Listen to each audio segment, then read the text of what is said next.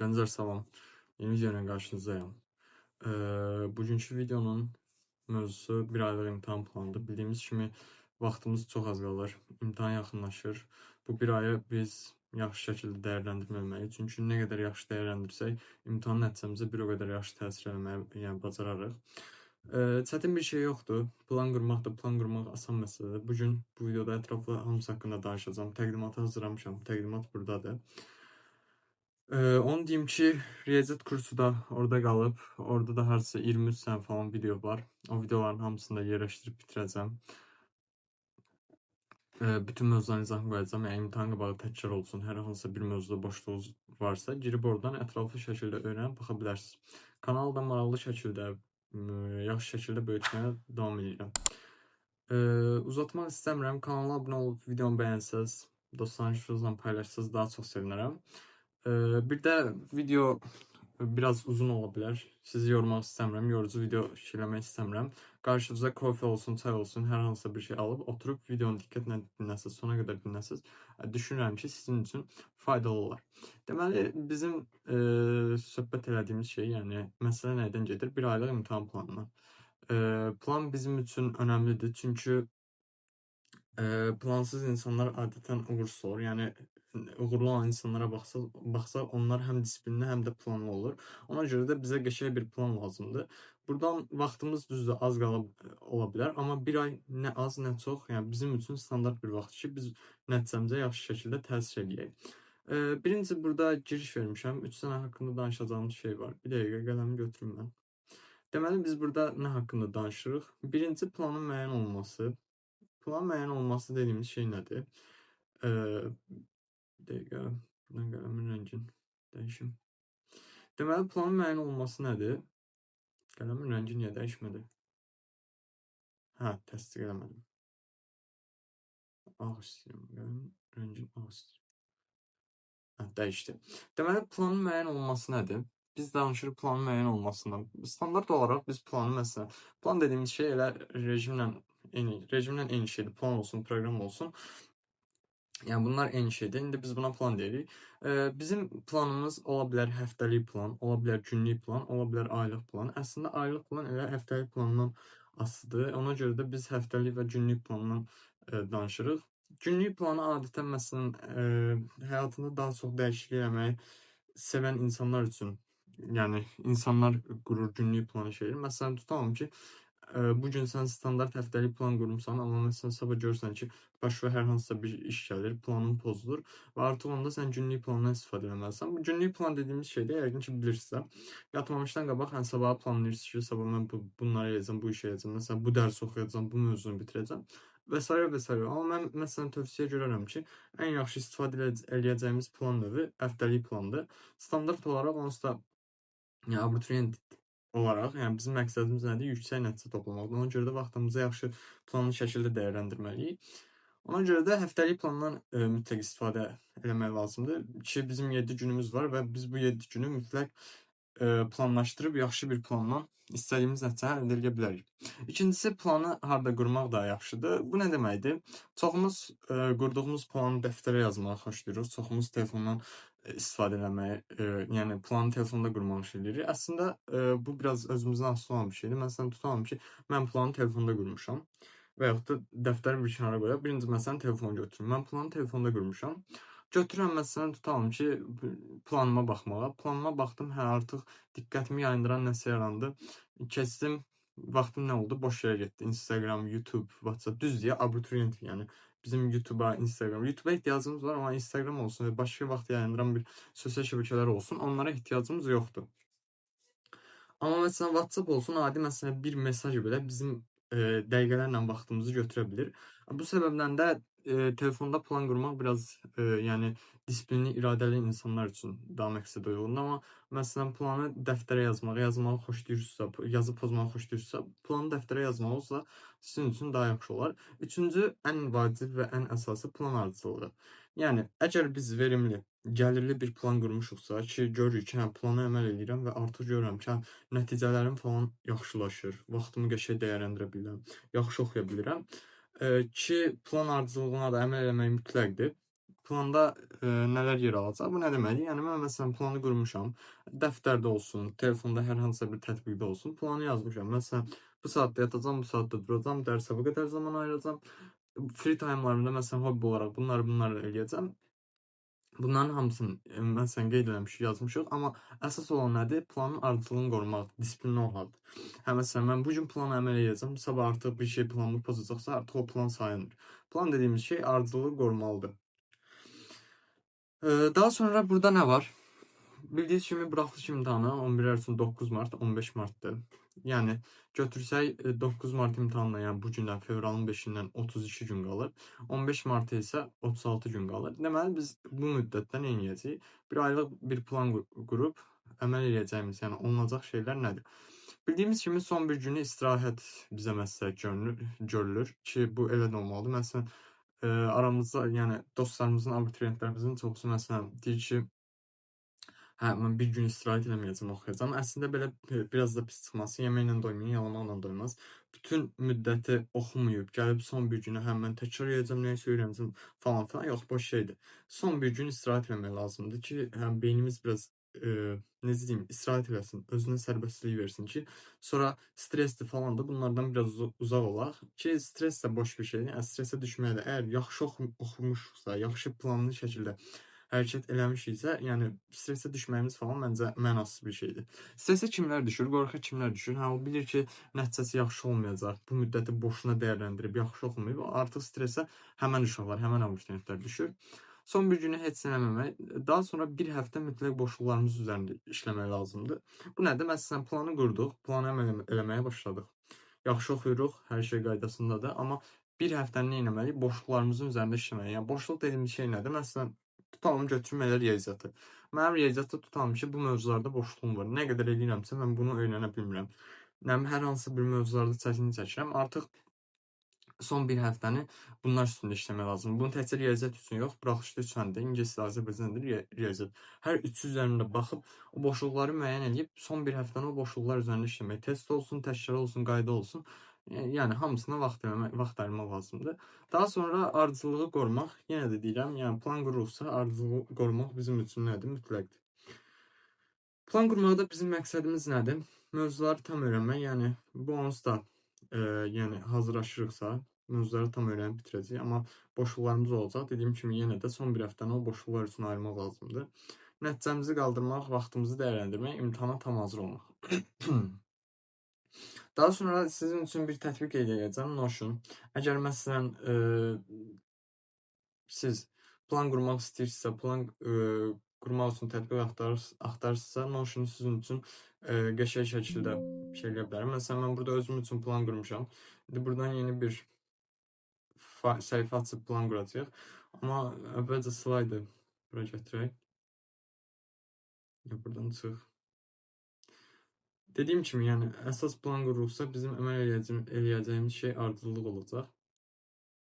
Notion. Bunu bağlayayım. Bu çox şey oldu. Kiçik, balaca oldu. Sonra ən axırda qəşəng bir dənə plan qurarıq, videonu elə sonlandırarıq. Notion nədir? Notion qeydlərin aparılması, planlama, tapşırıqların idarə olunması və məlumatların bir platformada toplanması üçün istifadə olunan çox funksiyalı rəqəmsal iş mühitidir. Bunu siz kompüterdə də istifadə edə bilərsiniz, telefonda da istifadə edə bilərsiniz. Yəni əl satan qəşəng istifadə edəcəyiniz bir plan qurma tətbiqidir.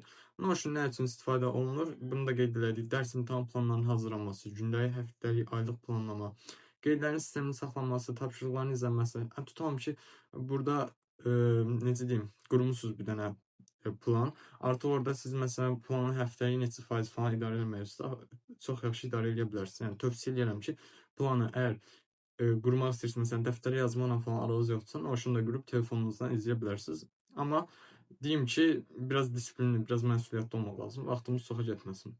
Daha sonra gəldik plan qurmağa. Plan quran zaman, yəni abituriyent isə məqsədimiz nəsə öyrənməkdirsə, məqsədimiz özümüzü inkişaf elətdirməkdirsə, ümumiyyətlə hər şeydə birinci nədir? Yuxu rejimidir. Çünki yuxu rejimi bizim üçün çox önəmlidir. 7-8 saat yuxumuzu biz mütləq almalıyıq. Çünki yuxunu almasaq, yuxu rejimimiz pozularsa, yaddaş problemimiz yaranacaq və artıq bunu başlarda məsələn biz görməyə bilərik. Tutalım ki, gecə 2-3-ə qədər mən dərs oxuyuram.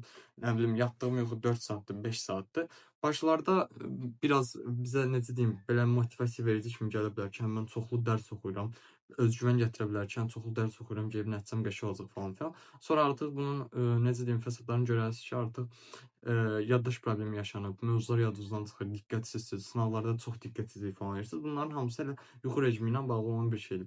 Minimum 6-7 saat, maksimum 8 saat yuxu, 9 saat yuxu mütləq sizə kifayət edəcək. Yəni deyərsiniz ki, abituriyentəm falan filan, dəxli yoxdur. Yəni yuxu mütləqdir. Yuxu istənilən vəziyyətdə mütləqdir. Dərs rejimi, daha sonra dərs rejimi necə deyək? Məsələn, dərslərə biz az zaman gəlirik, zaman ayırsaq fikrimizə kifayətdir. Yəni çox oxuyub verimsiz oxuyacağımıza, yəni verimsiz dediyimiz şey, məsələn, uşaq var ki, oturur 6-7 saat dərs oxuyur, sonunda durur ki, mən nə öyrəndim? Sonra bir gün, 2 gün sonra yadından çıxır. Ondansa oturub yaxşı set qoyaq. Məsələn, tutalım ki, 2 set. Mən gündəlik tutalım ki, 6 saat dərsə zaman ayırıram.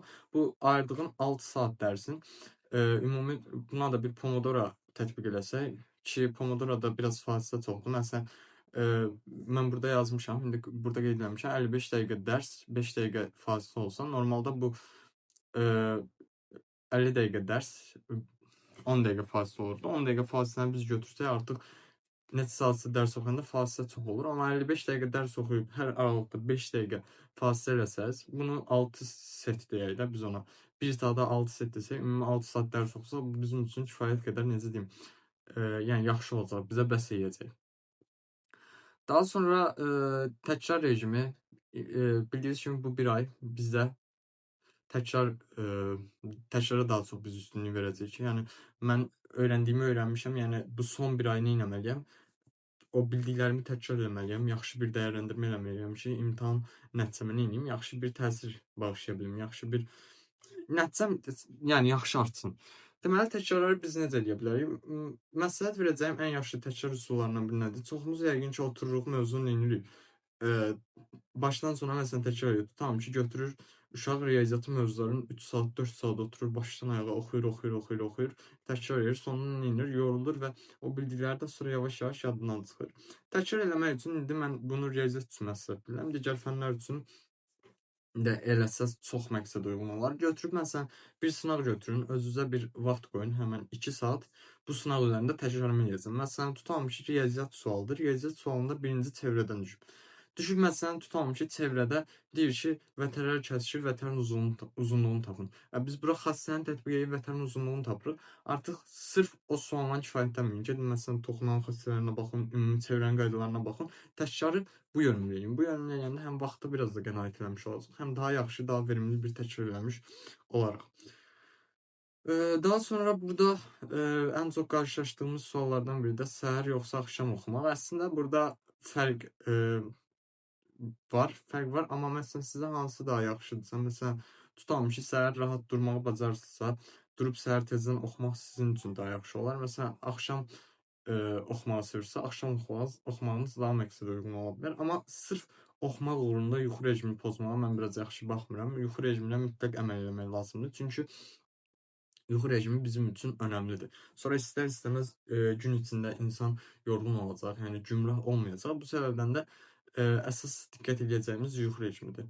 Burada yazmışam, səhər oxumağın üstünlükləri də var, axşam oxumağın da üstünlükləri var. Bunları oxuyub sizləri yormaq istəmirəm.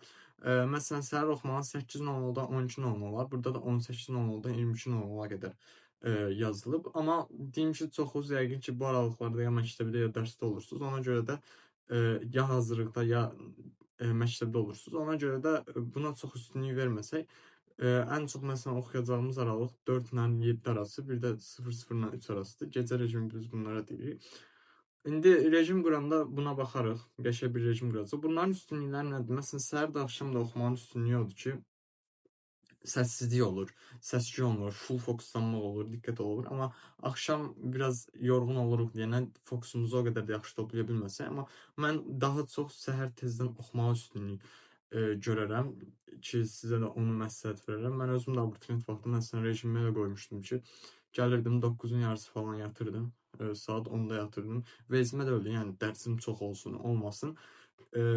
Yatırdım 9'un yarısı səhər saat 4'də, 4'ün yarısı falan dururdum. Məktəbə gedənə qədər 8'ə qədər 3 saat, 4 saat dərsimi oxuyurdum. Sonra gedirdim təzə məktəbdə nə edirdim? Təkrarımı edirdim.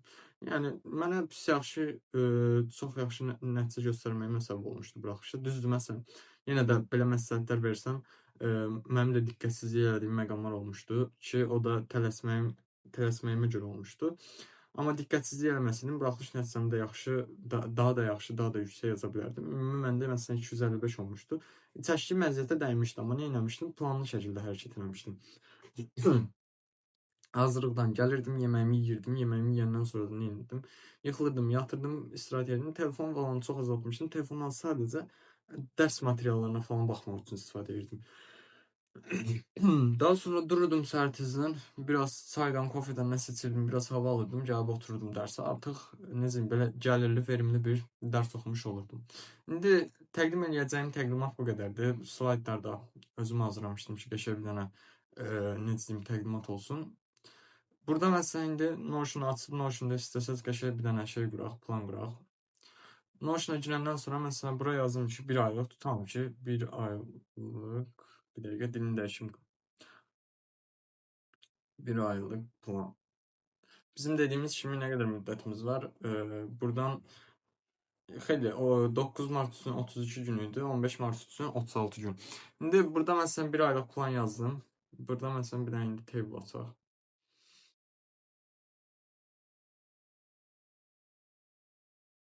Table açdıq.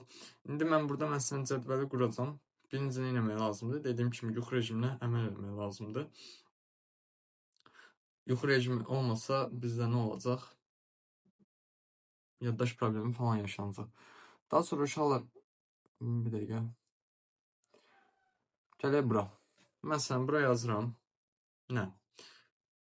Bura yazıram vaxt.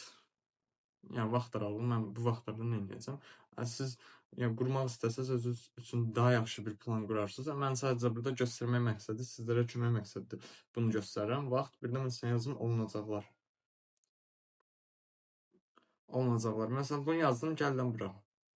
Tutalım ki, vaxt aralığını yazıram. Məsələn, indi səhər oxumağa üstünlük verirsiniz, axşam oxumağa üstünlük verirsiniz. Bu sizin öz qərarınızdır. Amma mütləq və mütləq yenə də deyirəm, 7 saat, 8 saat yuxu rejimi mütləqdir. Məsələn, mən öz planımı bura yazdım. Abituriyent olanda necə bir plandan istifadə edirdim? Gəlirdim hazırlıqdan. Hazırlıqdan gələndən sonra 20-30 qoyaq. İndi çoxunuz deyəcək ki, hə, 20-30'da adam yata bilmir, çox tezdir falan filan da. Bunu biraz da yəni qabağa çəkə bilərsiniz. Məsələn 10 olsun, 11 olsun. Axır o aralıqda yatıb səhər tezdən durub oxumaq sizin özünüz üçün müsbət olacaq. 20-30'da mən niyə tez yata bilirdim? Çünki gün içində həqiqətən çox yorulurdum. Gəlib yemək yeyirdim. Artıq yemək yeyəndən sonra da biraz daha yuxum gəlirdi. Yatırdım, səhər tezdən dururdum. Məsələn yazaq 03:30, 4-ün yarısı. 03:30. Dururdum. Bu 20-30, 03-30 arası durdum. Buraya yazın məsələn yuxu, yatmaq və yuxudan durmaq. Və yuxudan durmaq. Yuxudan qalxmaq yazın.